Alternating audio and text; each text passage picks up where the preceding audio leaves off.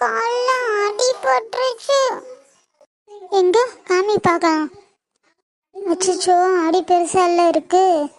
ஏம்மா கீழே பார்த்து போக மாட்டியா? ஏன் பாப்பா இப்படி எல்லாம் பண்ற?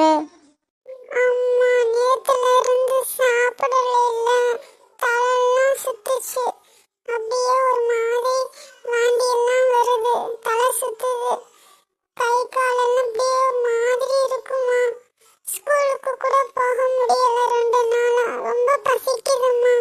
என்ன ஸ்கூலுக்கு போய் சாப்பிடுவாமா? அங்க சத்துணவு போடுவாங்க, அந்த சாப்பாடையாவது சாப்பிட்றேம்மா. என்ன ஸ்கூலுக்கு போயிட்டு வரேம்மா. நீ நாளையிலேருந்து ஸ்கூலுக்கு போகணுமா? அங்கே சாப்பாடு வாங்கி சாப்பிடு. ஆனால் இன்றைக்கி நம்ம ஊருக்கு போயிட்டு வந்துடலாம். பாட்டிகிட்ட போய் பாட்டியை பார்த்துட்டு காசு வாங்கிட்டு வரலாம் என்ன? ஏன்னா வீட்டு வாடகை கொடுக்கணும். அப்பா வீட்டு வாடகை காசு தரமாட்டார். அவங்க கிட்டக்க போய் ஒரு 5 10 வாங்கிட்டு வந்து கொடுக்கலாம். இல்லை வீட்டுக்காரி நம்மளை ரொம்ப திட்டுவாங்க. ஏமா வீட்டுக்கார பாட்டி என்ன சொன்னாலும் உன்னைய திட்டுறாங்க? அம்மா அப்பா பாட்டிய பார்க்க போனேன்னா அவங்க நீயும் அம்மாவும் உன் தம்பி எப்ப தான் சாப்பாடுன்னு வர்றீங்க, நான் இங்க என்ன சத்திரம் வச்சிருக்கேனா, போங்க போய் தொலைங்க வராதீங்கன்னு விரட்டிட்டாங்கம்மா.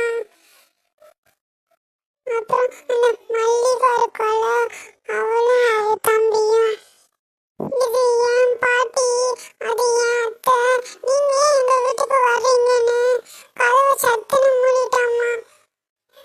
நீ இனிமே அங்க போகாத என்னம்மா. நம்ம அம்மாட்ட போகலாம். அவங்க கிட்ட போய் காசு வாங்கிட்டு வந்து நமக்கு பிடிச்சதெல்லாம் ஆக்கி சாப்பிடலாம் என்ன? ஹலோ அம்மா. அம்மா நான் தான்ம்மா. அம்மா இன்னைக்கு ஊருக்கு வரேன் நான் பிள்ளைங்களை தூக்கிட்டு. நீ ஒரு 1000 ரூபா முடிஞ்சா ரெடி பண்ணி வைம்மா, நான் வர்றேம்மா. சரிம்மா வைக்கிறேன், காசு மட்டும் ரெடி பண்ணி வைம்மா. இங்கே அங்கே வர்ற பஸ்ஸுக்கு மட்டும்தான் காசு இருக்கு, ப்ளீஸ்மா. கிளம்பு பாப்பா, பாட்டியை பார்க்க போகலாம். தம்பியை கூப்பிடு, நம்ம போயிட்டு வந்துடலாம்.